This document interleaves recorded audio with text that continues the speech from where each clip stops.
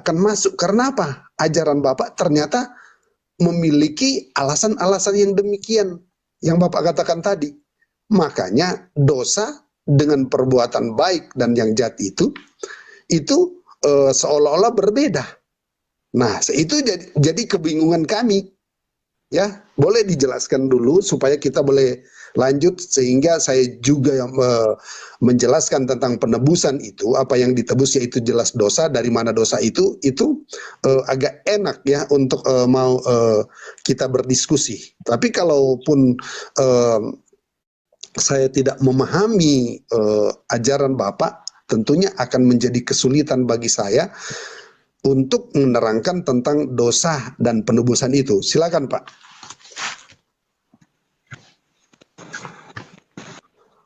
Oke, baik. Makasih atas apa yang Bapak sampaikan ya. Jadi gini, Al-Quran itu datang kemudian untuk membimbing manusia kepada jalan yang lurus. Makanya dikatakan di dalam surah Al-Baqarah, Bismillahirrahmanirrahim, Zalikal kitabu la raiba fihi hudal lil muttaqin. Jadi ada kitab yang kemudian menjadi petunjuk. Nah, petunjuk ini kemudian diterangkan oleh Al-Quranul Karim, wa qulil haqqu mir rabbikum. Katakan kepada manusia, wahai Muhammad, kebenaran itu datang dari Tuhanmu. Faman sya'a falyu'min, ya, wa man sya'a falyakfur. Kebenaran itu datang dari Tuhanmu. Rangkaian kebenaran itu sudah ada oleh Allah. Ini yang harus kamu lakukan, ini yang harus kamu tinggalkan. Lalu kemudian Allah mengatakan, faman sya'a falyu'min. Barang siapa yang ingin beriman, maka silakan dia beriman. Wa man sya'a falyakfur. Barang siapa yang menghendaki kekufuran, biarlah mereka kufur. Sesungguhnya, kata Allah, kami telah menyediakan neraka bagi orang-orang yang zalim. Siapa orang zalim ini? Orang yang sudah diberi perintah, ketentuan, ketetapan Tuhan, tapi dilanggar. Nah, lalu kemudian ayat suci Al-Quran menerangkan, alladzina yu'minuna bil ghaibi wa yuqimunas shalah. Siapa mereka yang bertakwa itu? Siapa mereka yang beriman itu? Yang percaya akan adanya hari pembalasan, hari kebangkitan, alam barzah, yaumul hisab, dan seterusnya. Lalu yang mereka yang dianggap beriman ini siapa? Ya, yang melaksanakan sholat. Apa sholat itu? Ibadah, rutinitas penyembahan yang sudah dicontohkan oleh para nabi. Sujud, menghambakan diri dengan menggunakan praktek di dalam menundukkan jasmani kita kepada Allah. Ini salah satu daripada kaidah beriman. Siapa yang meninggalkan itu kemudian, maka dia kufur.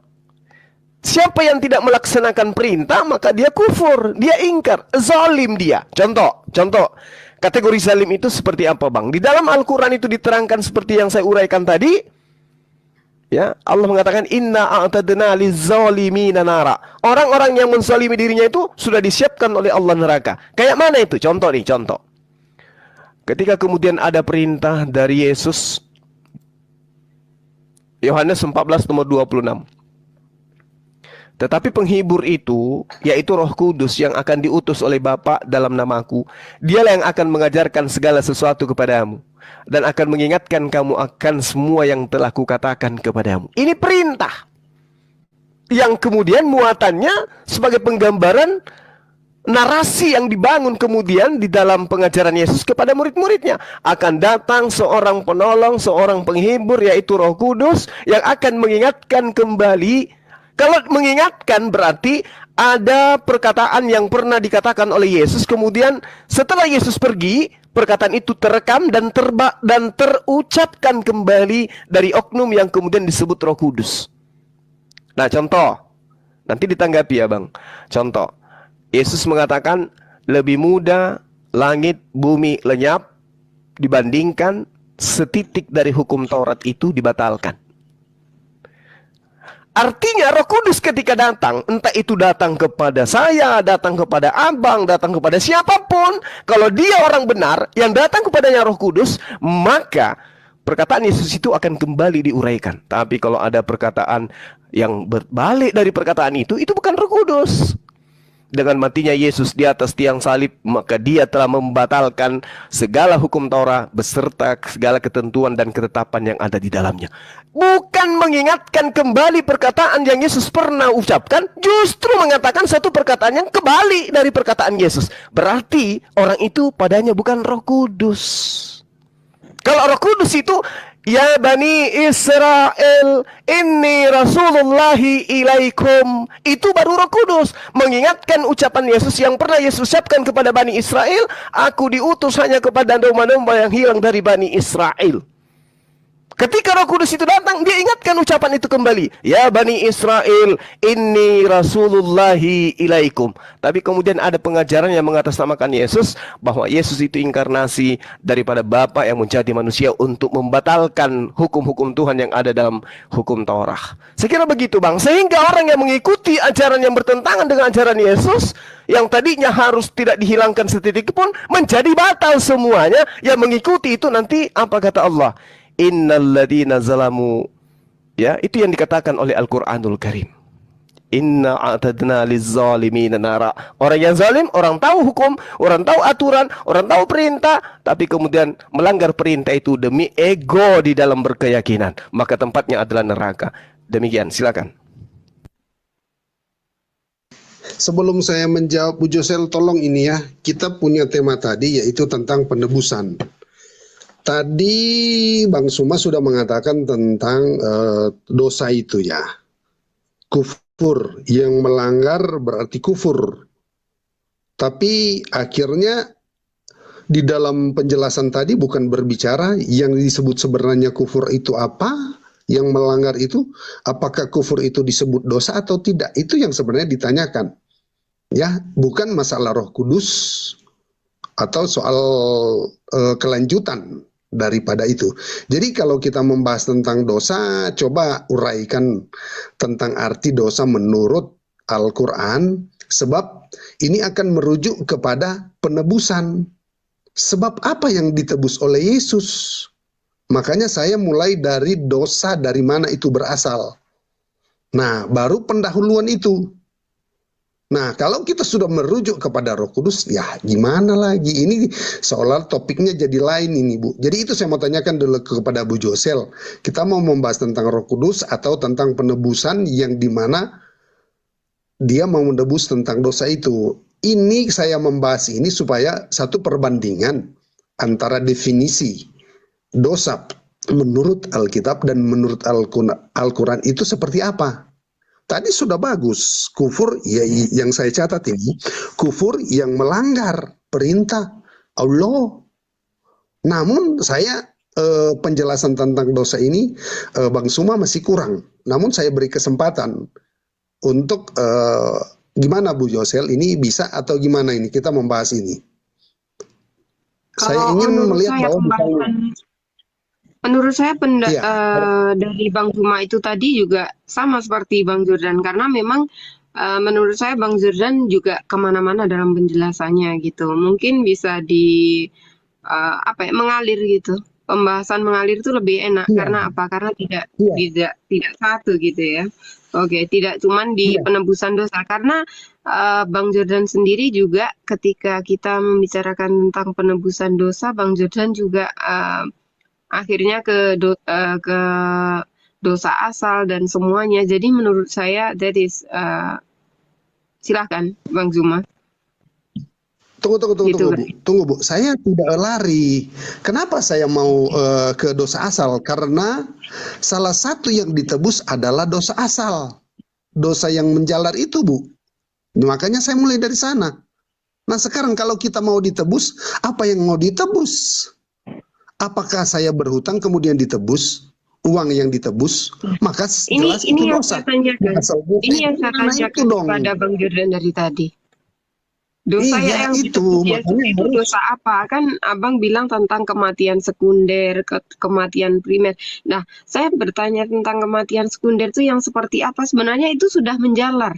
Dari situ saja kita sudah tahu. Dan mungkin dari penjelasan Bang Juma itu sangat-sangat lugas dan benar-benar jelas ya. Mungkin apakah Bang Jordan yang belum memahami dengan apa penjelasan Bang Juma? Bu Josel, ini yang kita bahas bukan Roh Kudus, penebusan. Tadi sudah saya sudah bilang. Berarti Bang Juma ini pindah ke penebusan ya Bang Juma. Oke, silahkan. Jadi ya, nah sekarang kan ditanya gitu, apa yang mau ditebus? Jelas dosa. Dosa apa saja yang ditebus? Pertama, dosa dari Adam. Saya katakan itu. Gitu loh. Nah. Oke. Karena dari tadi juga Bang Jordan kemana-mana masalahnya. Kenapa saya bilang seperti itu? Oke, mungkin saya harus menjelaskan dosa asal yang pertama dari mana? Dosa itu yang mau ditebus dari mana sebenarnya? Nah sekarang kalau mau ditebus berarti Bang Jordan dari tadi Bang Zuma menjelaskan, Bang Jordan juga nggak paham dari penjelasan Bang Zuma, atau memang tidak mau memahami? Iya, karena yang saya minta apa yang disebut dengan dosa menurut Al-Quran. Kufur, hanya dijelaskan kufur, baru di situ adalah perbuatan baik dan yang jahat. Itu loh. Jadi saya masih kurang, tapi larinya ke Roh Kudus tadi, ya kan? Jadi tolong ya, boleh silakan. Bisa mungkin kan di sini juga ada Bang Zuma. Anda berdiskusi dengan Bang Zuma, mungkin bisa langsung bertanya kepada Bang Zuma, Bang Jordan. Ya, itu maksud saya. Tetapi kan sebagai host di sini kan inti kita membahas supaya jangan dulu lari ke Roh Kudus, karena Roh Kudus bagi kami itu memiliki sifat penolong, menyadarkan orang berbuat dosa. Bang Jordan juga ketika menjelaskan juga jangan menjalar kemana-mana kalau tidak ingin diskusi ini dibawa kemana-mana, gitu loh. Jadi menurut saya Bang Jordan sendiri juga sudah kemana-mana gitu. I'm sorry, I'm talking that. Ya. Boleh ngomong nggak? Iya, silahkan. Assalamualaikum warahmatullahi wabarakatuh, Bang Zuma. Waalaikumsalam warahmatullahi wabarakatuh. Semuanya. Warahmatullahi wabarakatuh. Adinda yang cantik, baik hati, silakan. Masya Allah. Jadi ketika nyimak dari tadi itu sebetulnya kalau ditanya masalah dosa dalam keyakinan Islam itu sebetulnya simpel gitu loh. Cuman Bang Zuma tadi, Kanda Zuma ini menjelaskan itu secara detail poin-poinnya yang termasuk. Jadi kalau misalnya dijelaskan dosa dalam Islam itu kecuali syirik, semuanya diampuni. Yang tidak menjalankan perintah Tuhan, ya kan, atau melanggar itu dosa, kan simpel seperti itu. Nah, cuman yang saya simak di sini untuk penebusan dosa Yesus ya, mungkin maksudnya yang saya tahu dalam keyakinan Kristen itu bahwa penebusan dosa Yesus ini berasal dari dosa asal Adam yang dilakukan Adam, kan gitu. Nah, yang saya belum pahami di sini, apakah dosa asal ini sama dengan dosa waris? Nah, terus kalau dalam keyakinan Kristen juga, anak bayi yang baru lahir, ya kan, yang belum dibaptis, itu dia menanggung dosa asal. Benar nggak, Mas Jordan? Yang belum dibaptis. Halo? Halo, gini Bu, tolong ya kalau membuat pertanyaan supaya kita terarah satu-satu dulu, terlalu banyak menumpuk pada akhirnya. Saya belum selesai, ini cuma selaras aja. Ini selaras kok. Iya, tapi ya gini, bayi yang itu baru lahir menurut keyakinan Kristen itu menanggung dosa apa enggak? Dosa asal apa enggak? Itu menurut keyakinan orang Kristen ya, itu ditanggung orang tua karena dia belum akil balik. Yang saya tanyakan, dia menanggung dosa asal atau enggak? Si bayi yang baru lahir ini tapi belum dibaptis. Gini, itu punya alur cerita yang lain. Jadi kalau cuma mau dikatakan ya atau tidak, itu terlalu simpel dan pasti akan membingungkan, ya atau tidak. Penebusan Yesus, iya kan? Penebusan Yesus di kayu salib itu untuk dosa asal, bener apa enggak? Dosa asal dengan dosa perbuatan manusia itu sendiri. Ya, karena dosa asal itu mengandung arti, Bu, bahwa setiap manusia yang lahir itu pasti 100% akan berbuat dosa. Jadi pengertian Akan dosa ya. asal juga, tunggu dulu. Jadi pengertian dosa asal itu atau dosa waris itu bahwa setiap manusia itu pasti 100% akan berbuat dosa. Kecenderungan, Bu. Oke, berarti penebusan dosa yang dilakukan Yesus ini artinya tidak menjamin 100%. Apalagi kalau misalkan seorang baik, apalagi yang di luar Kristen ini, ya kan, di luar seperti kami ini kan istilahnya dia dibaptis, percaya dengan Yesus, baru diselamatkan, baru mendapatkan keselamatan dari Yesus, kan gitu. Ya, bagus sekali itu Artinya, pertanyaan ini. Sudah mendalam, nah, sudah mendalam. Ini yang artinya, lebih spesifik. artinya bayi yang baru lahir tapi belum dibaptis, ini sudah menanggung dosa. Jangan pakai akan loh, karena ini kepastian. Bayi yang baru lahir. Oke, Iya kan? saya sudah paham ini. Makanya saya tidak bisa tadi mengatakan ya atau tidak, tapi itu membutuhkan penjelasan. Tapi ketika Ibu memperdalam pertanyaan Ibu, ini yang pertanyaan paling bagus. Sehingga ini akan merujuk kepada penjelasan yang saya katakan tadi. Sehingga ya atau tidak itu cuma jawaban ya membingungkan aja. Penjelasan ini yang penting, Bu. Jadi gini. Oke, silakan. Ya.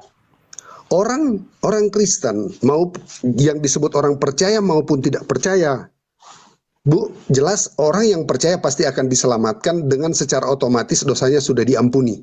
Sekarang orang yang tidak percaya jelas tidak akan diampuni dosanya. Nah, soal keturunan, Bu. Nah, ini menyangkut dosa waris, kan dia memiliki keturunan. Selama dia masih bayi, Bu, kalau dia lahir dari orang Kristen, maka dia ini tanggung jawab daripada orang tua. Begitu juga orang tuanya tidak percaya, maka bayi itu akan mengikuti orang tuanya. Ya, jadi kalau misalnya dia mati sebelum dibaptis, ikut orang tuanya. Kalau orang tuanya percaya, pasti diselamatkan. Nah, kalau orang tuanya tidak selamat, otomatis bayi itu juga tidak akan selamat. Ngikut orang tua. Karena tanggung jawab itu sebelum mereka akil balik, tanggung jawab pada orang tua. Itu, Bu. Apakah ada dalil tentang akil balik ini dalam kitab Anda sendiri? Baptisan, nah, itu baptisan, Pak. Baptisan ya. Jadi akil balik ini diartikan dengan baptisan ya. Oke. Ketika mereka percaya, saya lanjut. Iya. Ketika mereka percaya setelah dibaptis, iya kan? Tetapi dia melakukan dosa, bagaimana posisi orang ini? Apakah dia tetap masuk ke surga atau sebaliknya? Atau tidak diselamatkan? Padahal dia udah dibaptis loh. Ya, istilahnya katakan dosa orang percaya ya, Bu. Baik. Bahasanya seperti itu, ya kan? Nah, kalau dosa orang percaya, Pak, setiap orang yang percaya kepada Tuhan tahu akan baik dan yang jahat. Saya percaya pasti dia akan bertobat. Ya, itu, Bu, jawabannya. Jika dia tidak bertobat, maka resikonya dia, Bu. Seandainya contoh. Resikonya itu apa ya? Masuk neraka maksudnya? Iya, karena apa? Misalnya, Bu, sekalipun dia percaya, kemudian dia misalnya berdoa, Tuhan Yesus, tolong saya ingin membunuh Josel, saya ingin mencuri miliknya Josel, saya ingin melakukan kejahatan buat Josel, Tuhan tolong saya. Bisa nggak seperti itu? Apakah itu yang diizinkan oleh Tuhan? Sebab panggilan Tuhan orang untuk percaya kepada Yesus untuk hidup kudus, bukan hidup di dalam dosa, Bu. Oke, berarti kalau saya mendengar penjelasan Pak Jordan ini, artinya baptisan ini tidak menjamin keselamatan seseorang walaupun dia sudah percaya terhadap Yesus. Jadi maksudnya untuk penebusan Yesus di penyaliban ini untuk apa? Karena bagi orang yang percaya udah dibaptis, ketika dia melakukan dosa dan tidak bertobat, itu tetap tidak diselamatkan. Padahal dia udah percaya Yesus itu sebagai Tuhan. Jadi maksud dari baptisan ini apa? manfaatnya apa, Pak? Yang ini yang saya bingungkan. Silakan. Ya, oke. Kita membahas tentang baptisan. Baptisan itu mengandung dua arti, Bu. Yang pertama adalah kehendak Tuhan. Jadi kalau dia tidak melakukan baptisan, berarti dia tidak melakukan kehendak Tuhan. Itu yang pertama. Dia juga mengandung arti teologis, Bu. Yaitu di mana dia melambangkan tentang pertobatan. Ya. Gitu loh, Bu. Jadi semasa hidupnya berarti dia siap untuk melakukan pertobatan jika dia melakukan sebuah kejahatan. Dosa. Ini apakah kita bisa menjamin semua umat Kristen itu taat terhadap perintah Yesus? Kan enggak ada yang mengetahui itu. Ya. Tidak ada yang bisa menjamin itu. Betul, Bu. Makanya Bu, ketika kami melihat kejanggalan-kejanggalan seperti itu, kewajiban saya sebagai orang yang percaya, Bu, saya mendoakan dia supaya dia diselamatkan, supaya dia diberi karunia pertobatan. Sadar diri lah, ya kan? Jadi gitu. Baru, Bu, sabar ya, apa yang saya mau katakan ini. Sudah lupa. Kenapa kok bisa ini, Pak Jordan? Kenapa? Fokus. Di sini masih ada Bang Zuma nih. Di sini ada Bang Zuma dari menjawab. Iya, karena ketika dia. Iya, gimana? Silakan dilanjut, Pak. Silakan dilanjut. Ya itu saya katakan tadi, ada tanggung jawab kita untuk, saya sudah ingat. Yang kedua, itu tanggung jawab ketika kita melihat ada orang yang seiman kemudian dia melakukan dosa, kita doakan. Dan itu banyak bukti, Bu. Ketika didoakan, suatu ketika dia sudah sadar dan dia meninggalkan kejahatan, akhirnya sudah aktif ke gereja. Yang kedua, Bu, kami sebagai orang yang percaya kepada Tuhan tidak boleh mengambil posisi sebagai hakim. Sebab posisi menghakimi itu adalah hak Tuhan. Sebab ketika orang yang kita lihat itu berbuat dosa, saat dia mati, Bu, kita tidak tahu apakah dia minta ampun kepada Tuhan atau tidak. Makanya kami tidak boleh menghakimi yang seperti itu. Itu, Bu, alasan. Kalau alasan sebetulnya ini tidak menjawab pertanyaan saya masalah baptisan itu ya. Tiap di dalam keyakinan Islam juga kita wajib mendoakan saudara kita. Sebentar. Saya tidak pernah memotong penjelasan Bapak sebentar. Nah, di dalam keyakinan Islam juga kita itu dilarang melaknat orang. Karena kenapa? Karena kita belum tahu akhir perkara hidupnya. Entah dia nantinya jadi mu'alaf. Ketika orang itu mati dalam keadaan kafir, nah disitulah kita baru bisa menyebutnya karena itu sudah pasti perkara hidupnya. Tapi kembali lagi itu hak prerogatif dari Allah sendiri. Nah yang saya maksudkan di sini, orang yang sudah dibaptis, iya kan, tanpa di luar, kalau doa dari orang-orang terdekat itu kan dari umat sendiri, dari sesama itu kan harapan. Tapi belum tentu itu dikabulkan atau apa, karena kembali lagi yang Bapak ngomong tadi itu haknya Tuhan untuk memberi ampunan atau enggak gitu loh. Nah, jadi syarat untuk dibaptis ini sebetulnya manfaatnya apa? Ini yang saya tanyakan tadi. Ketika orang sudah dibaptis, dia melakukan dosa, apakah dia harus dibaptis lagi kalau dia mau taubat? Supaya dia mendapatkan keselamatan. Nah, itu yang pertama. Yang kedua ini pertanyaan terakhir saya ya. Ketika orang kan yang berbuat dosa itu kan berbeda-beda tingkatannya. Levelnya berbeda-beda. Ada yang dosanya banyak, sedang, dikit. Nah ini gimana posisinya nanti di surga? Apakah dia satu tempat atau beda-beda juga? Orang yang nggak punya dosa sama dosanya dikit ini dicampur. Atau memang ada spesifikasi tempat-tempat, kalau dalam Islam kan ini tempatnya beda-beda gitu loh. Itu gimana Pak? Oke, jadi ini saya lihat bahwa Ibu ada 3 pertanyaan yang diajukan kepada saya tentang arti baptisan itu sendiri ya Bu. Matius 3 ayat 16.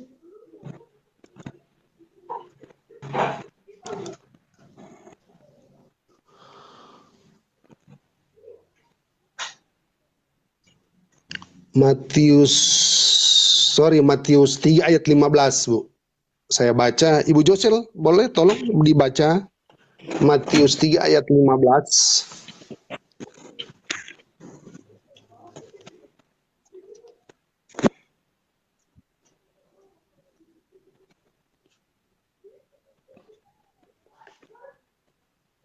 Bu Josel bisa nggak? Atau Apa? Gimana, Bang? Matius mimpi. Maaf, saya dari Bang Ben. Maaf ya, berisik sekali Bang Ben. Bang Ben? Oke. Gimana, Bang? Coba itu Matius 3 ayat 15 atau saya baca aja. Matius 3 ayat 15 ya. Oke. Saya bacakan. Ayat 15, oke. Di situ adalah lalu Yesus menjawab, katanya kepadanya, biarlah hal itu terjadi karena demikianlah sepatutnya kita menggenapkan seluruh kehendak Allah. Dan Yohanes pun menurutinya. Ini berarti kata-kata untuk Yohanes itu. Oke, silahkan. Begini, Bu. Ketika Yesus datang kepada Yohanes untuk dibaptis, Yohanes menolak untuk membaptis Yesus. Tapi Yesus katakan begini, baptislah segera karena itu adalah kehendak Tuhan. Karena Yohanes diutus untuk membaptis, Yesus pun harus menggenapi kehendak Tuhan, yaitu harus dibaptis. Jadi sekali lagi baptisan itu adalah kehendak Tuhan. Karena dikatakan di situ sepatutnya kita menggenapkan seluruh kehendak Tuhan, ya. Itu kenapa harus dibaptis. Jadi itu karena kehendak Tuhan. Baru yang kedua, kata percaya, Bu, di sana juga mengandung sebenarnya arti tentang pertobatan. Karena apa? Ketika kata percaya itu sebenarnya adalah sesuatu yang berharap, sesuatu yang bergantung sepenuhnya kepada Allah. Mau kemana kek, orang itu harus ikut Tuhan, perintah Tuhan, dalam bimbingan Tuhan. Maka disebutlah dia sebagai orang, arti kata percaya itu. Orang yang berserah kepada Tuhan. Pistis, ya. Sehingga kalau Tuhan bilang lakukan ini, jangan-jangan. Sehingga kata percaya itu sesungguhnya mengandung arti bergantung kepada Yesus. Ya, apa Yesus mau buat, mau kehendaki, harus dituruti. Baru yang ketiga ini apa ya? Sudah lupa saya, Bu. Tentang apa ya yang terakhir ini yang Ibu tanyakan tadi itu? Dosa yang berbeda-beda. Oke, ya. Oke. Kami di dalam kekristenan itu ada memiliki level dan tingkatan juga, Bu, di sana. Di situ ada bisa dikatakan dosa besar, dosa kecil, ya, Bu. Misalnya dosa besar yang memang terang-terangan membunuh dan lain-lain sebagainya. Tapi mungkin dosa dalam pikiran, siapa yang tahu? Hanya orang itu dengan Tuhan, ya kan? Baru misalnya ada dosa yang tidak disengaja maupun dosa yang disengaja, ya kan? Tahu kan faktor kesengajaan? Ya, ada yang tanpa sengaja, misalnya kita gimana? Kemudian kita dikatakan dan tanpa kita sadari, ya. Yang salah satunya misalnya kita dirasuk setan, ya kan? Kemudian kita tanpa sengaja kita mukul orang dan lain-lain sebagainya, ya. Itu tanpa sekarena yang mengendalikan kita, ya kan? Nah, baru ada dosa, Bu, yang disebut dosa yang diampuni dan dosa yang tidak diampuni. Dosa yang tidak diampuni yaitu dosa yang menyebut Roh Kudus. Dan yang kedua adalah, tunggu, Bu, saya belum selesai. Kan dikatakan saya ditanya itu, Bu. Jadi mungkin Ibu sudah, Bu Josel sudah mendengar, tapi Ibu yang bertanya belum. Jadi mohon sabar, Bu Josel. Jadi ada dosa juga yang disebut tidak. Aduh, Ibu Josel gimana sih? Jadi, saya kalau mendengar Pak Jordan menjelaskan pusing. Di sini Bang Zuma dari tadi belum dapat kesempatan untuk bertanya juga. Mungkin setelah ini Bang Zuma, ya. Mohon maaf ya, Uti. Tapi kan ya, silakan dilanjut, Kanda. Ya, lanjut. Jadi saya memenuhi pertanyaan, Bu. Ya, tinggal ini 1 menit lagi. Saya hanya membuka jalan untuk pembahasan ini, gitu loh. Biar jelas, biar nggak lari kemana-mana. Iya, tapi Biar karena Ibu bertanya kan saya kasih iya, jawab. Cuma oke. Ibu Josel nggak tahan lagi, Ibu. Enggak Jadi, tahu Karena hostnya dari mungkin tadi belum udah makan itu. menjelaskan. itu makan dulu Bu Josel ya. Iya, Jadi boleh, boleh, boleh. Jadi ada dua Silakan. ya yang saya ketahui, Bu. Ada dua dosa yang tidak diampuni, yaitu menghujat Roh Kudus dan dosa yang tidak mau mengaku dosa. Bagaimana Yesus mau mengampuni dosa sedangkan dia orang sombong, tidak mau mengaku dosanya. Makanya dituntut kami orang percaya ini merendahkan diri, menyadari siapakah kami ini. Kami hidup oleh karena kemurahan Tuhan. Yaitu harus mengaku dosa. Jadi itu barangkali, Bu. Jadi ini tolong di Bang Suma boleh ya pertanyaan saya tentang kata di situ kufur yang katakan Bapak katakan tadi melanggar. Nah, apakah juga di dalam Al-Quran itu ada dosa atau tidakkah seperti itu? Nah, silahkan Kanda, lanjut. Ya, lanjut. Oke. Oke, baik. Jadi kalau ini ya berbicara mengenai dosa di dalam Al-Quran itu banyak ya, banyak jenis-jenis dosa itu. Di dalam Al-Quran itu kategori dosa itu terlalu banyak sehingga inti daripada dosa berdasarkan Al-Quran itu adalah melanggar perintah Tuhan. Jadi melanggar perintah Tuhan itulah dosa itu. Ya, kalau di Islam ada yang dikatakan itsmun, ada yang dikatakan janahun, ada yang dikatakan zanbun. Nah, itu semua adalah dosa. Misalnya dikatakan di dalam ayat Asy-Syu'ara ayat 14 tentang kata zambun yang berarti dosa, itu artinya pelanggaran terhadap aturan Tuhan. Jadi pengertian dosa di dalam Islam itu adalah pelanggaran terhadap apa yang Tuhan gariskan melalui perantaraan para nabi. Itu dosa. Kataya itu juga adalah dosa, sayyiat juga itu adalah dosa dan seterusnya. Jadi dosa yang dimaksud secara garis besar itu adalah pelanggaran terhadap perintah Tuhan. Makanya Al-Quran menjelaskan begini dalam surah Al-An'am ayat 120. Bismillahirrahmanirrahim. Wazaru zahiral itsmi wa batin. Jadi perintah Allah, tinggalkanlah dosa yang terlihat maupun yang tersembunyi. Innal ladzina yaksibuna itsm. Jadi dosa itu ism. Sayujzauna bima kanu yaktarifun. Sungguh orang-orang yang mengerjakan perbuatan pelanggaran atau dosa kelak akan diberi balasan sesuai dengan apa yang mereka kerjakan. Jadi begini Bang, dosa di dalam Islam itu adalah ketika manusia itu melanggar perintah Tuhan. Tolong dengarkan uraian saya, nanti Abang itu beri tanggapan. Saya nggak perlu bertanya kepada Abang. Jadi gini, kalau di Al-Quran itu seperti yang saya katakan tadi, kebenaran itu datang dari Allah. Siapa yang ingin kufur, silakan. Siapa yang ingin beriman, silakan. Ukurannya kemudian, kufur itu adalah ingkar terhadap perintah, beriman itu adalah mentaati perintah. Itu ukurannya. Nah sekarang coba kita uji. Tadi Abang bertanya tentang keselamatan, penebusan dan seterusnya. Sebenarnya ini kaidah yang di luar daripada ajaran para nabi. Penebusan dosa itu terkait dengan adanya Yesus disalib, dijadikan tumbal dan sebagainya. Itu di luar kaidah-kaidah keselamatan menurut konsep yang diajarkan oleh para nabi. Kok bisa kayak begitu? Coba kita lihat. Di dalam pemahaman Bible, terjemahan lama, yang membuat kemudian manusia, Adam dan istrinya jatuh ke dalam dosa itu adalah iblis. Itu poin pertama dan itu akar dari segala masalah. Iblis. Lalu kemudian 1 Yohanes 3 nomor 8, asal dosa itu jelas iblis. Tetapi kemudian ada yang menjadikan cadangan kedua, lapis 2, muncul pengajaran yang kemudian nanti membeberkan Yesus ini sebagai penebus. Roma 5 nomor 12. Di situ jelas adanya penekanan bahwa dosa itu diakibatkan oleh Adam. Sehingga anak keturunan Adam ini ya mewarisi apa yang dilakukan oleh buyutnya. Siapa yang membuat standar ini? Siapa yang menjadikan ini sebagai konsep, ini sebagai resep?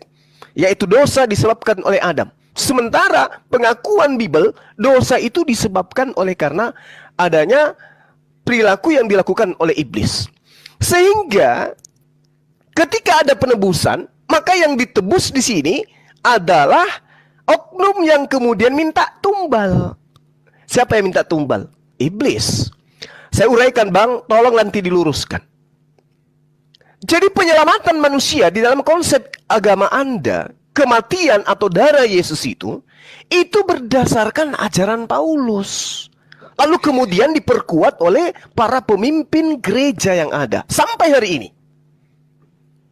Kenapa saya mengatakan demikian? Itu tadi Roma 5 nomor 12. Sebab itu sama seperti dosa telah masuk ke dalam dunia. Ini fitnah. Ini fitnah sebenarnya. Dosa masuk ke dalam dunia oleh satu orang. Siapa itu? Adam. Ini fitnah. Kenapa saya katakan fitnah? Karena Adam itu tidak masuk dengan dosa. Dia sudah diampuni oleh Allah. Dia sudah diberkati oleh Allah. Oleh sebab itu kata Paulus, dosa itu juga maut. Begitu maut itu telah menjalar kepada semua manusia. Karena semua orang telah berbuat dosa. Ini fitnah. Ini ya, nanti tolong Anda tanggapi ya. Menurut Paulus, semua orang telah berbuat dosa. Bahkan yang belum lahir sekalipun. Lalu kemudian, iblis itu menguasai kita manusia. Kenapa? Kita tidak mampu melihat iblis. Tapi iblis itu mampu melihat kita. Mampu mengobok-ngobok batin kita, hati kita, pikiran kita, jiwa kita. Saat ini iblis yang berkuasa memerintah dunia. Iblis kemudian berkuasa melakukan apa saja. Contoh, seorang pemimpin bisa diktator, iblis. Orang bisa korupsi, iblis. Korupsinya seseorang itu dikarenakan dia duduk pada dudukan sebagai pemimpin. Orang yang punya wewenang, korupsi dia. Siapa yang menjadi dalangnya? Iblis. Iblis. Tetapi yang dituduh kemudian adalah Adam. Ini yang perlu disikapi ini. Selalu Adam, sehingga harus ada yang menjadi tumbal. Padahal yang masuk ke dunia itu bukan dosa, tapi pengaruh dosa yang dibawa oleh iblis itu sendiri. Itu yang pertama. Kedua, setan itu hanya mau membebaskan manusia kalau ada tebusan. Coba Anda perhatikan di dalam Efesus 1 nomor 7. Sebab di dalam dia dan oleh darahnya kita beroleh penebusan, yaitu penebusan dosa. Ini ajaran siapa ini? Ini ajaran siapa nih? Sebab di dalam dia dan oleh darahnya kita beroleh penebusan. Ini perlu dipertanyakan. Kenapa perlu dipertanyakan? Ini konsep yang tidak pernah diajarkan oleh Yesus itu sendiri. Bagaimana kemudian data ini menjelaskan setan menuntut darah Yesus sebagai tebusan untuk membebaskan manusia yang dikurung oleh dosa. Jadi saya katakan sekarang setan itulah yang membelenggu manusia. Di mana manusia telah terasing jauh gara-gara dosa yang dilakukan oleh Adam. Karena itulah kemudian iblisnya nuntut untuk kemudian darah Yesus yang harus menjadi tumbal. Nah, sedangkan kalau kita melihat dalam Yohanes 3 nomor 16, karena begitu besar kasih Tuhan akan dunia ini sehingga ia telah mengurniakan anaknya yang tunggal supaya setiap orang yang percaya kepadanya tidak binasa melainkan peroleh hidup yang kekal. Implementasi dalam kehidupan Islam dan Kristen kemudian, Yesus sebagai utusan, Yesus sebagai anak, Yesus membawa hukum-hukum, Yesus sebagai nabi dan rasul, Yesus sebagai tumbal kemudian untuk membebaskan Kristen dari dosa.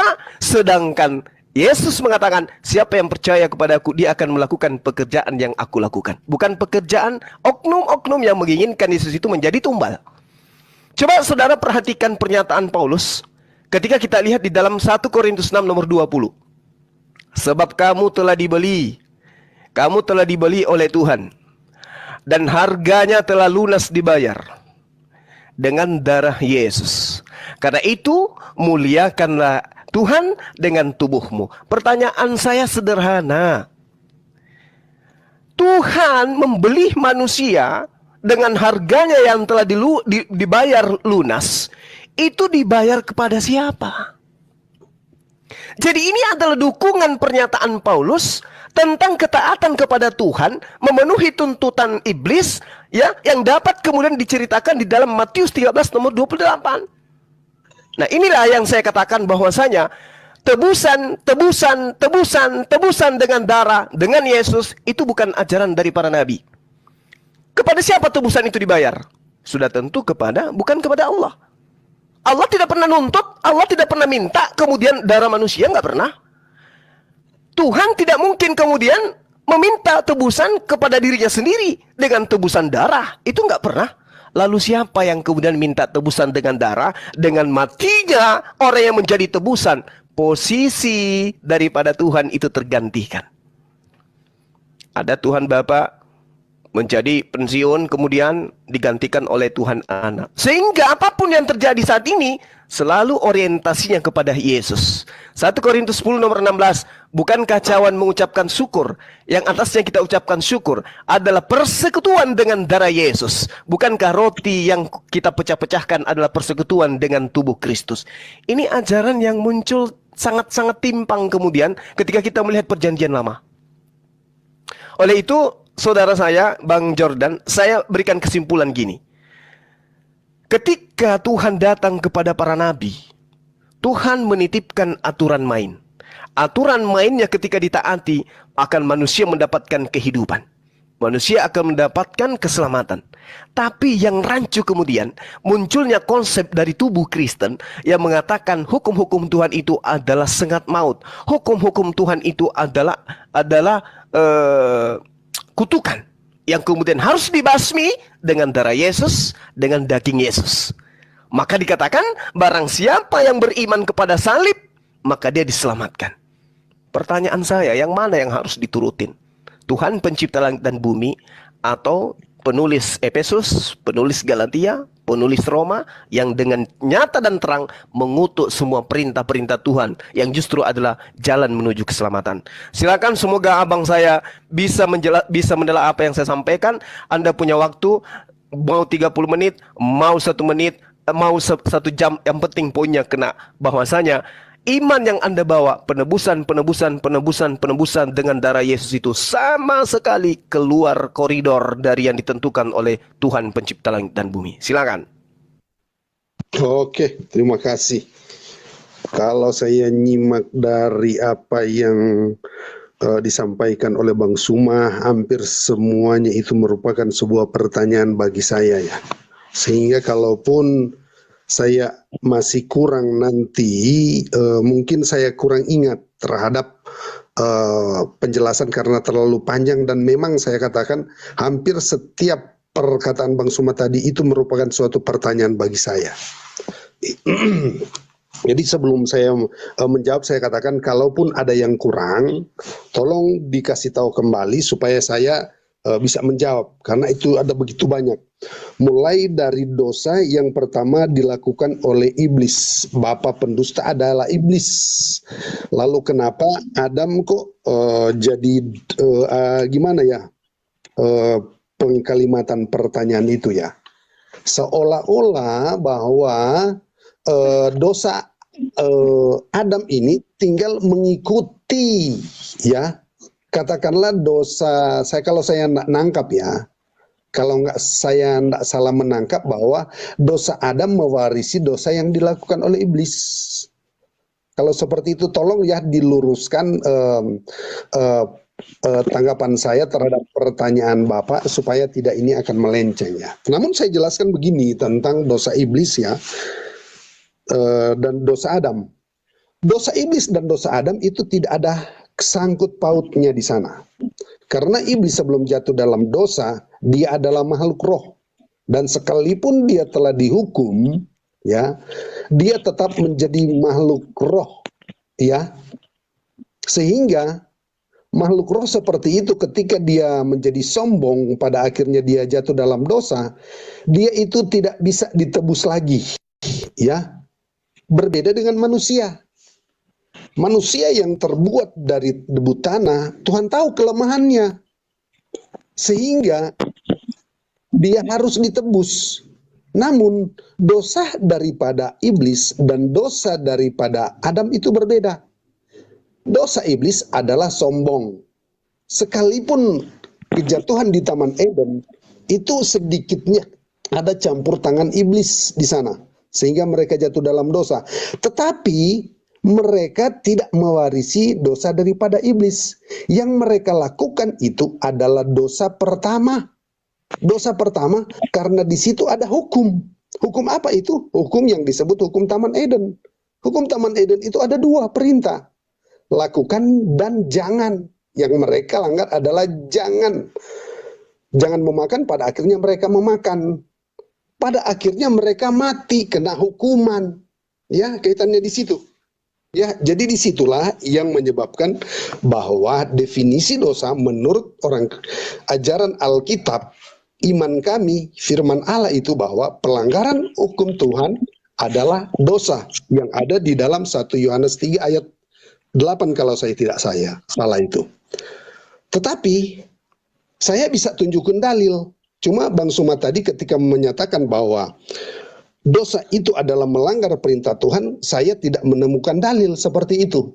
Jadi tolong ditampilkan dalilnya seperti itu. Silahkan Bu Joyce, Josel dibantu Bang Suma untuk menampilkan ayat menyatakan bahwa dosa itu pelanggaran akan Tuhan. Ya, saya boleh searching kalau bisa, tapi saya nggak bisa ini. Kalau itulah kelemahan daripada apa ya ini. TikTok ini tidak bisa search ini supaya kita punya penjelasan ya tentang dosa itu, definisi dosa itu apa. Dibilang ayatnya aja Pak, nanti saya bantu ya. Pak. Oke, 1 Yohanes 3 ayat 4. 1 Yohanes 3 ayat 4. Semoga Bang Suma sama apa boleh bantu yang muslim di sini untuk menampilkan ayat yang sama di dalam Al-Qur'an ya. 1 Yohanes 3 ayat 4.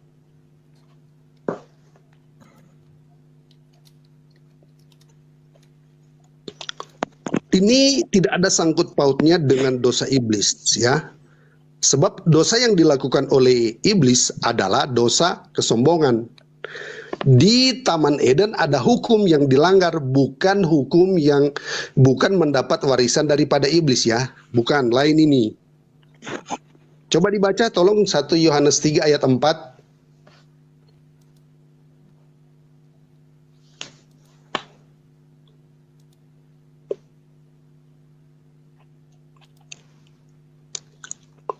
Bu Josel nyimak dong, jangan cuma yang penting sudah dapat viewers, dapat koin, dapat flowers, belum dapat lagi cinta, kasih sayang dari netizen. Wah, Bu Josel channelnya bagus ya. Boleh nggak Bu Josel? Loh. Nah ini repotnya si host ini nih. Dia diskusi tapi tidur. Gimana? Gimana? Silakan. Nah itu berarti dia itu nggak nyimak ini. Nggak nyimak ini. Maaf, saya tidak menyimak. Dia masih nanya lagi nih. Pertanyaan dari Bang Suma ini pasti berikut diskusi dia nanya lagi. Silakan tolong dibaca 1 Yohanes 3 ayat 4. 1 Yohanes 3 ayat berapa? 4 Bu. Oke, 1 Yohanes, maaf ya saya tidak menyimak tadi. Yohanes 3 ayat 4. Karena ngaji mulut saya sudah berbusa-busa sama Bang Suma ini. Karena mulutnya terlalu berbusa jadi saya nggak. Ya ampun. Oke, jadi geladaku. Setiap orang yang berbuat dosa melanggar juga hukum Allah.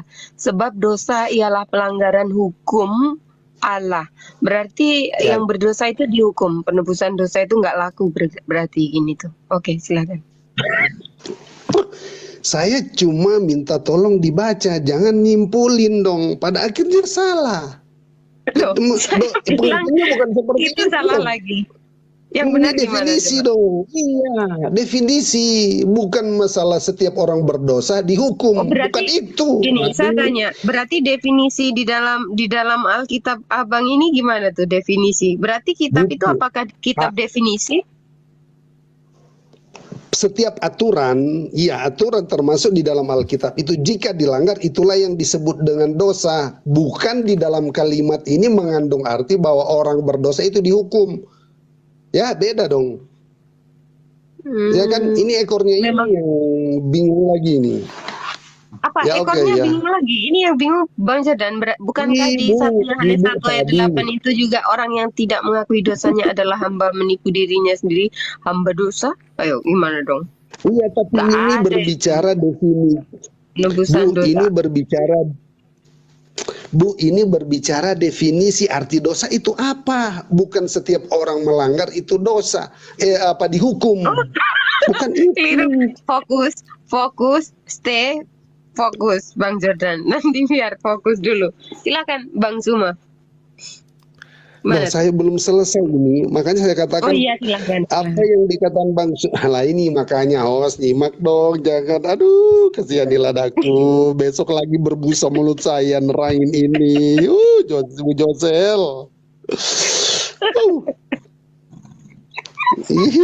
Sudah sepasukan Bu Josel, Ibu datang dengan beribu-ribu pasukan ya.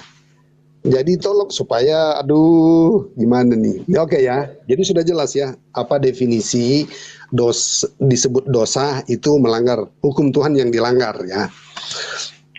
Oke, jadi kaitannya di situ bahwa dosa dari Adam. Jadi ini bukan dosa dari iblis loh. Kami melakukan dosa ini bukan karena ada hubungannya dengan iblis, salah, karena melanggar perintah Tuhan di Taman Eden, ya di situ. Baru apalagi yang saya bisa jelaskan di situ itu tentang perbedaan tentang dosa Adam dan dosa iblis. Siapa ya. Baru apalagi ini terlalu panjang ini sampai saya sebenarnya satu-satu. Jangan dibikin panjang karena khotbah di sini ngantuk akunya, tidur nanti. Iya, tapi pertanyaan sekalipun dia tidak bertanya, hampir setiap kalimatnya itu menimbulkan pertanyaan bagi saya, Bu. Gitu loh. Langsung tanya saja ke Bang Zuma biar Bang Zuma menjawab lagi apa yang ditanyakan. Silahkan. Oh iya, oke. Jadi saya ingin saya kurang nangkap ya. Jadi ini barangkali itu saja yang saya bisa sementara jawab. Silakan diulangi yang lain kalau misalnya belum saya sentuh ya. Yaitu cuma perbedaan antara dosa iblis dan dosa Adam. Baru tentang kaitannya. Oke ya. Nah sekarang ditebus dari siapa? Oke, saya ingatnya sekarang ya. Sekarang ketika manusia itu jatuh dalam dosa, dia berdosa kepada Tuhan ya, mati ya di dalam penciptaan itu. Sekarang ketika Yesus menebus dosa dari siapa? Ini satu pertanyaan yang baik bagi saya ya. Ingatlah, yang membuat perintah kematian itu atau ya perintah tentang kematian itu adalah Allah sendiri ya. Dan kematian itu Allah yang ciptakan. Dan saya sudah katakan kepada Bu Josel tadi, kematian yang dialami oleh Adam itu kan mengandung ada 3 definisi kematian. Di sana kematian secara normal, secara alami, natural. Bahwa debu akan kembali kepada debu. Itu kematian natural. Baru kematian yang rohani yaitu hubungan Allah itu terputus. Di mana hubungan Allah dengan manusia itu tidak baik lagi sehingga sulit manusia untuk menemukan Allah. Ya, sehingga dikatakan oleh Yesus bahwa ya, karena harus menjelaskan itu, Bu.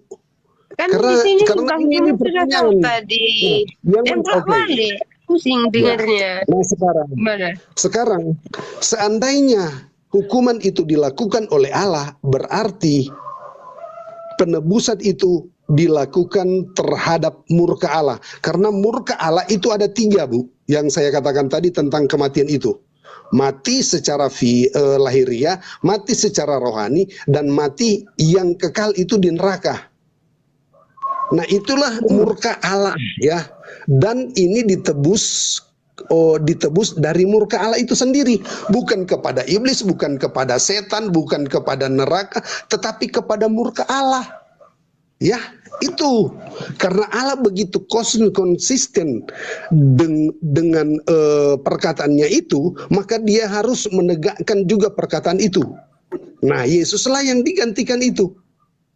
untuk menebus manusia. Karena kematian itu adalah sesuatu, sebenarnya bagi saya kematian yang pertama dan yang kedua itu kematian yang ringan. Yang berat itu adalah kematian yang kekal, kematian neraka. Kalau cuma kematian secara fisik kembali kepada debu itu hal yang biasa. Tapi kalau kematian kekal itu tidak bisa dibangkitkan lagi. Ya itu jawaban saya, bahwa ditebus dari siapa? Dari murka Allah. Murka Allah itu apa? Hukuman. Hukuman apa?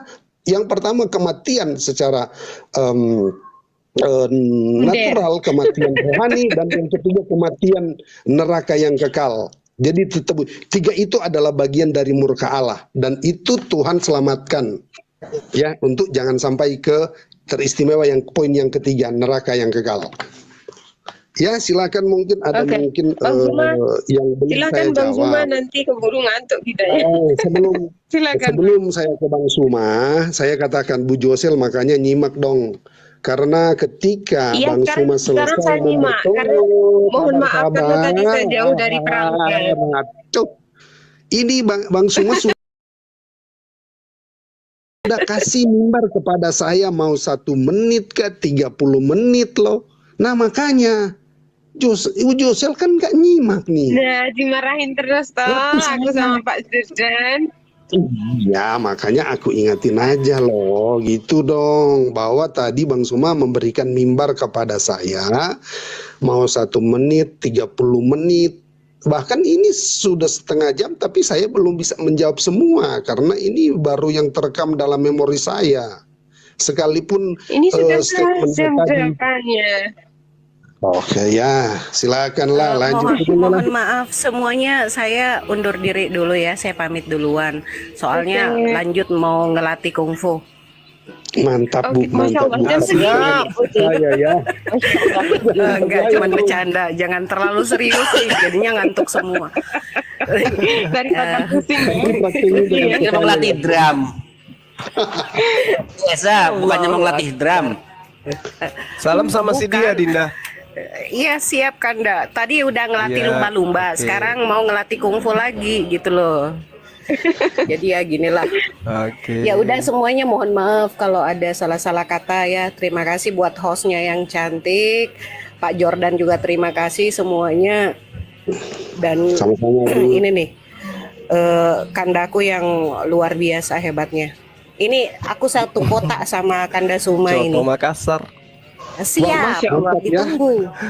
Hebat-hebat juga ini orang Makassar ya. Keren ya. Ilmunya luar biasa. Pemirsa yang menilai. Pamit. Assalamualaikum warahmatullahi wabarakatuh. Semua netizen yang di bawah, terima kasih. Warahmatullahi wabarakatuh. Waalaikumsalam. Lanjut. Sebentar, ini saya naikkan 1 karena memang ada yang keluar. Oke, silakan Bang Biarin Zuma. aja lah Sel, itu aja bisa nggak ngomong-ngomong.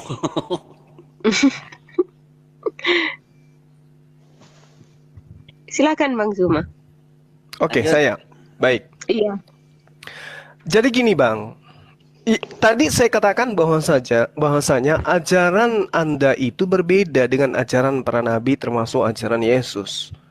Keselamatan itu hanya dengan menjalankan syariat, perintah.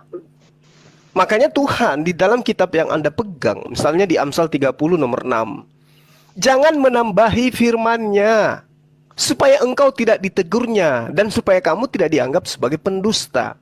Pendusta ini di mana kembalinya? Neraka. Jadi harus hati-hati gitu loh. Jangan menambahi firman-Nya. Jadi kalau firman-Nya sudah memerintahkan untuk manusia itu melakukan ketaatan, ya harus ketaatan. Sementara Anda membawa 1 Yohanes 3 nomor 4, itu dikatakan setiap orang yang berbuat dosa melanggar hukum Tuhan, sebab ia melanggar hukum Tuhan. Dia berdosa karena apa? Karena melanggar hukum Tuhan. Nah, sekarang yang menjadi permasalahan di sini adalah hukum Tuhan di dalam kekristenan itu yang mana gitu loh. Apakah yang kemudian yang muncul setelah Yesus terangkat, ataukah justru ketika Yesus itu datang kepada Bani Israel mengukuhkan hukum Tuhan kepada Bani Israel? Jadi kalau dikatakan yang melanggar hukum Tuhan itu adalah dosa, nah coba kita lihat betapa banyak penekanan, penegasan yang kemudian Yesus ajarkan kepada Bani Israel. Apakah sebabnya engkau bertanya kepadaku tentang apa yang baik? Hanya satu yang baik.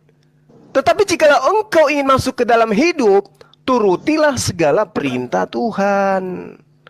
Kalau melanggar perintah Tuhan, dosa. Nah sekarang dengan adanya penebusan darah Yesus di atas tiang salib, apakah di situ mencakup pelanggaran terhadap hukum-hukum Tuhan? Yes, mencakup. Tetapi dengan kata halus, telah membatalkan. Sehingga orang-orang Kristen pengikut Paulus itu tidak lagi tunduk di dalam perintah Tuhan, tetapi tunduk di dalam apa yang digariskan oleh Paulus itu sendiri. Contoh misalnya nih, tak kasih contoh. Roma 7 misalnya. Ya. Di situ sangat jelas dikatakan kalau hukum Tuhan itu justru membuat dosa itu semakin hidup. Yang tadinya tidak ada dosa, begitu ada perintah, begitu ada ketetapan, aturan-aturan Tuhan, dosa kemudian itu muncul. Roma 7 nomor 7 misalnya. Jika demikian apakah yang hendak dikatakan? Apakah hukum Taurat itu dosa? Sekali-kali tidak. Sebaliknya justru oleh hukum Taurat aku telah mengenal dosa. Dengan adanya hukum Taurat, Paulus mengenal dosa. Karena aku juga tidak tahu apa itu keinginan. Kalau hukum Taurat tidak mengatakan jangan mengingini.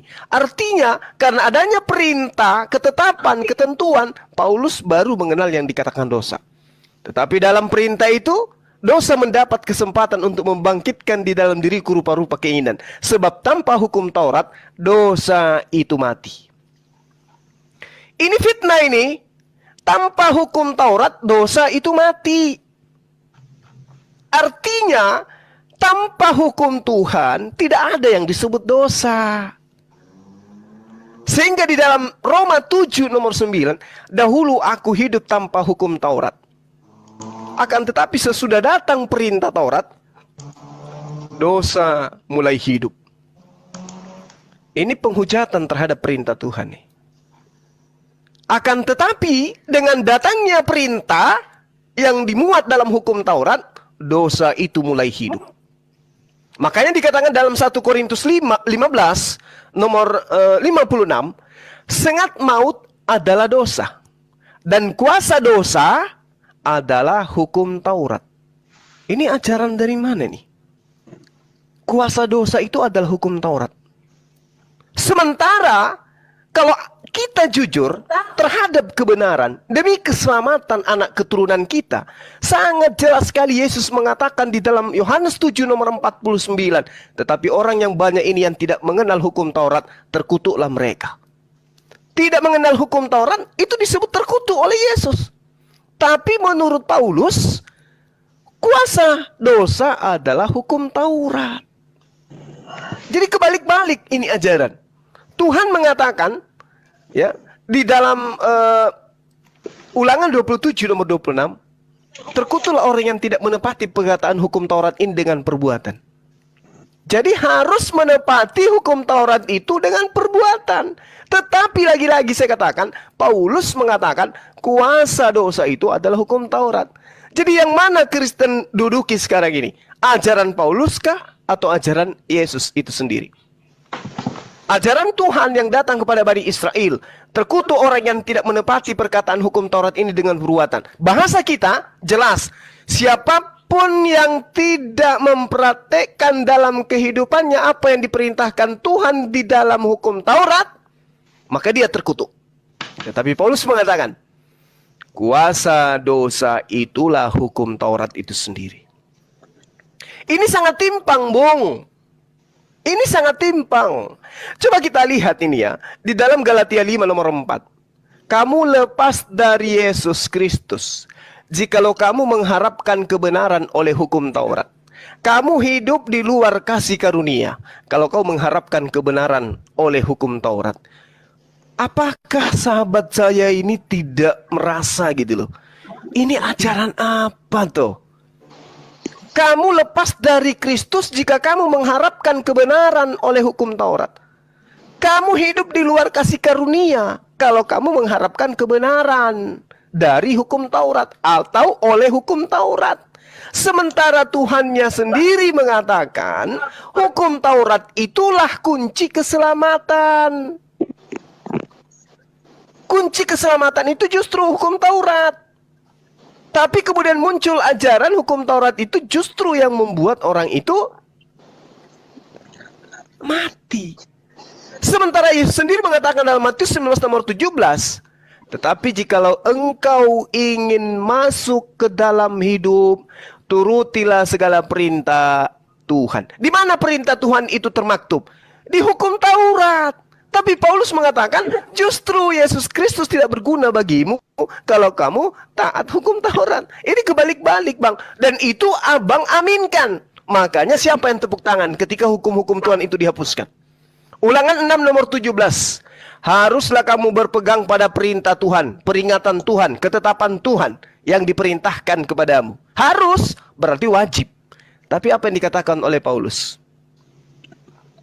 Apa yang dikatakan? Kamu lepas dari Yesus jikalau kamu mengharapkan kebenaran oleh hukum Taurat. Kamu hidup di luar kasih karunia. Nah, sekarang teman-teman Kristen ini mengikuti ajaran siapa? Ada perintah kewajiban untuk mentaati hukum Taurat. Ada juga perintah yang mengatakan kamu tidak akan selamat dengan taat kepada hukum Taurat. Lebih tegas Paulus mengatakan ya di dalam kitab saudara di Galatia dan juga di dalam Filipi 3. Tetapi apa yang dahulu merupakan keuntungan bagiku, sekarang kuanggap rugi karena Kristus. Jadi dulu katanya sebelum ada Yesus, Paulus itu yang taat kepada hukum Taurat dikatakan sebuah keberuntungan. Tapi setelah Yesus itu mati di atas tiang salib, ternyata ketaatannya kepada hukum Taurat itu adalah sebuah kerugian. Nomor 8 dari Filipi 3, malahan segala sesuatu kuanggap rugi karena mengenal akan Yesus Kristus, Tuhanku, lebih mulia daripada semuanya. Oleh karena dialah aku telah melepaskan semuanya itu dan menganggap sampah supaya aku memperoleh Kristus. Siapa yang dianggap sampah oleh Paulus? Oleh karena dialah aku telah melepaskan semua itu dan menganggapnya sampah. Siapa itu? Hukum Taurat dianggap sampah. Kemudian saudara mengaminkan. Makanya Yesus mengatakan, iblislah yang menjadi bapakmu dan kamu mau melakukan keinginan-keinginan bapakmu. Sementara Yesus dengan gamblang mengatakan, sekali lagi saya katakan, Yesus menerangkan dengan gamblang, jika engkau ingin memperoleh hidup, turuti segala perintah Allah. Tapi ternyata perintah Allah itu menurut Paulus adalah sampah. Sekarang Anda coba, gimana Anda bisa menganulir keimanan saudara sekarang ini yang justru menganggap perintah-perintah Tuhan itu sampah dan membanggakan diri dijamin keselamatan dengan mengimani penyaliban Yesus sebagai tumbal di atas tiang salib. Silakan.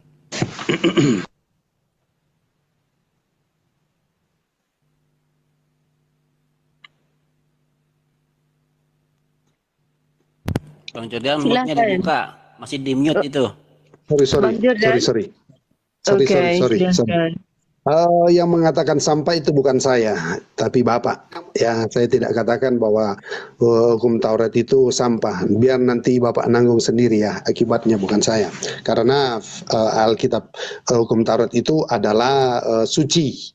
Dan itu dikatakan karena tidak ada satu manusia yang mampu melakukan hukum Taurat sehingga Yesus datang. Allah sendiri yang datang. Dan dialah manusia pertama yang mengeksekusi akan hukum Taurat itu sehingga itu sudah digenap. Ketika itu sudah digenap bukan berarti itu sampah, tetapi tidak berlaku lagi. Tapi tadi saya minta kepada Sum di sini juga, saya pingin mau supaya ada dalil yang dikatakan oleh Bang Suma tentang melanggar perintah Tuhan itu adalah dosa, tapi tidak ada tanggapan tentang pertanyaan itu ya. Dalil itu tidak ada.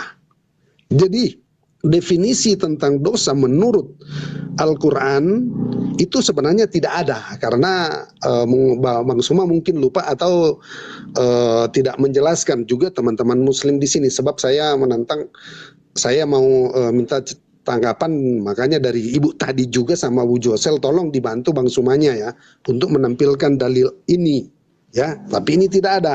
Jadi ini takutnya gini Bang Suma, nanti netizen pada menganggap bahwa Bang Suma ini karang-mengarang atau asumsi ya. Jadi tolong itu dalilnya itu ditampilin ya. Berikut nanti setelah saya menjawab ya. Sekarang tentang aturan-aturan yang disampaikan oleh Tuhan itu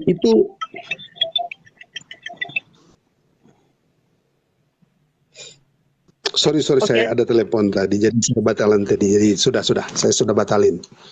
Jadi saya mau jelasin tentang aturan-aturan yang ada dari Kejadian sampai dengan Wahyu. Di dalam Kejadian sampai dengan Wahyu itu saya dapati untuk pemahaman pendalaman saya, ternyata di situ adalah ada 7 hukum, Pak. 7 hukum. Hukum yang pertama adalah hukum Taman Eden.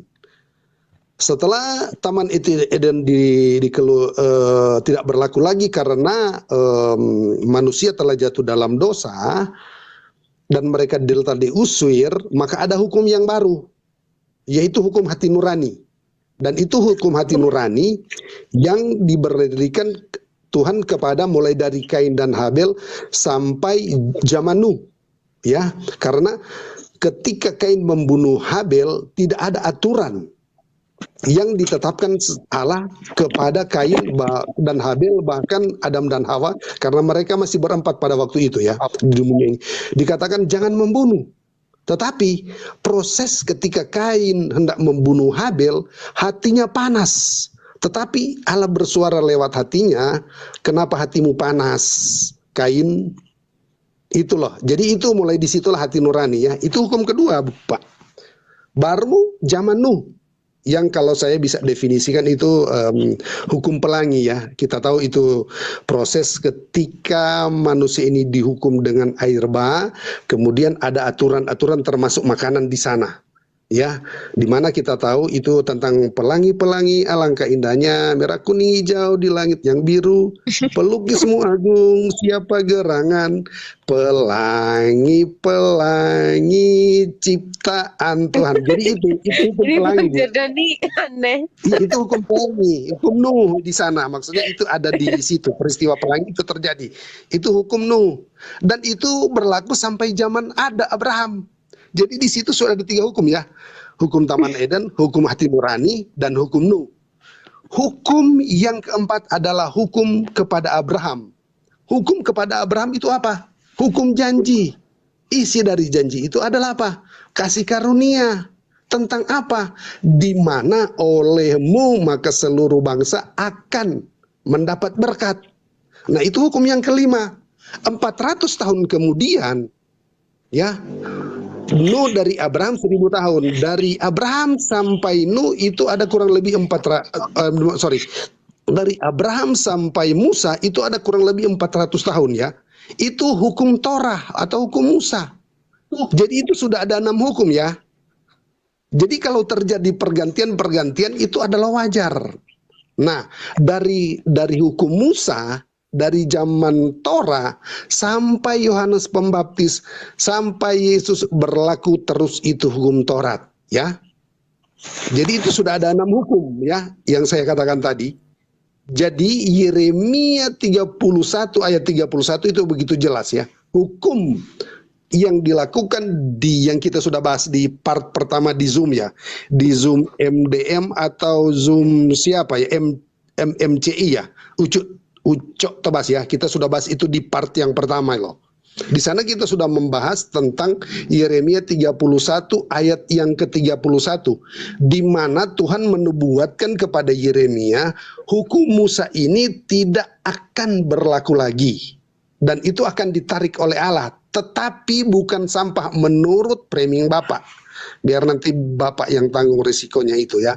Jadi nantinya itu akan tidak digenapi maksudnya. Karena Yesus, karena dari sekian banyak manusia, sekian banyak orang Israel mulai dari Musa semenjak hukum Taurat itu diberikan, tidak ada satu manusia yang mampu melakukan hukum Taurat, cuma Yesus. Maka saat Yesus datang, maka hukum Taurat itu sudah ada yang melakukan, mengeksekusi akan hukum Taurat itu, sehingga itu sudah tidak berlaku lagi karena sudah digenapi. Kata penggenapan di situ, yaitu sudah terlaksana keseluruhan itu, ya. Sehingga ada hukum baru yang dinubuatkan oleh Yeremia juga, yaitu perjanjian yang akan ditulis dalam hati, yaitu Yesus yang mau katakan kepada orang percaya gitu loh, di zaman itu, ya, mulai zaman itu dan zaman sekarang itu.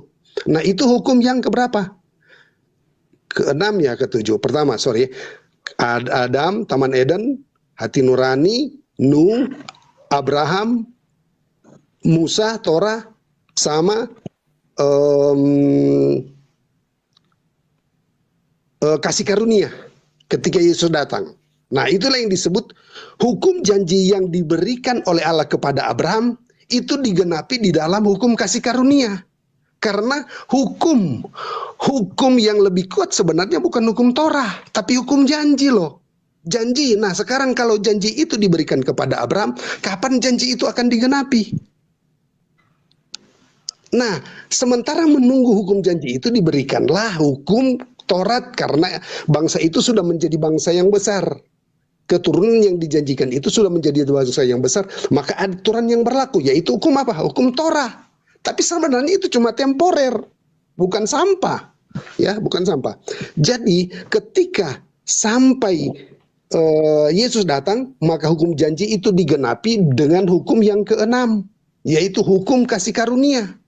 Nah, yang terakhir yang sementara kita tunggu, yaitu hukum yang ketujuh, Pak, yaitu hukum face to face. Karena pengetahuan kami tentang Yesus itu yang ada di dalam Alkitab ini cuma terbatas. Tetapi ketika hukum yang ketujuh itu berlaku, hukum face to face, kami orang percaya akan bertemu dengan Yesus, kita tidak akan bertanya lagi, oh siapakah Yesus itu? Bagaimana dia itu langsung mata dengan mata. Tapi sekarang itu dalam kasih karunia kami hanya diberikan kepada kami adalah Roh Kudus, sehingga pengenalan kami itu sekalipun ada roh, tapi masih tetap terbatas karena kita tidak melihat langsung Yesus itu. Dan pengetahuan kami juga, sekalipun kami mengetahui apa yang ada di dalam Alkitab itu cuma sebatas itu, karena pengetahuan itu akan lenyap. Di mana firman Allah ini suatu saat akan diangkat oleh Tuhan, dan ke timur, ke barat orang akan mencari kebenaran firman Allah, yaitu Alkitab ini tidak akan ditemukan karena itu sudah diangkat oleh Tuhan. Sehingga pengetahuan itu tentang firman Allah itu tidak ada lagi, tidak berlaku lagi. Maka tinggal satu yang ditunggu, hukum face to face, kita akan berjumpa dengan Allah muka dengan muka. Yesus itu siapa? Jadi itu jelas kenapa hukum Taurat itu tidak berlaku lagi, ya. Itu mungkin penjelasan saya, dan silakan ditanggapi atau diperdalam pertanyaan.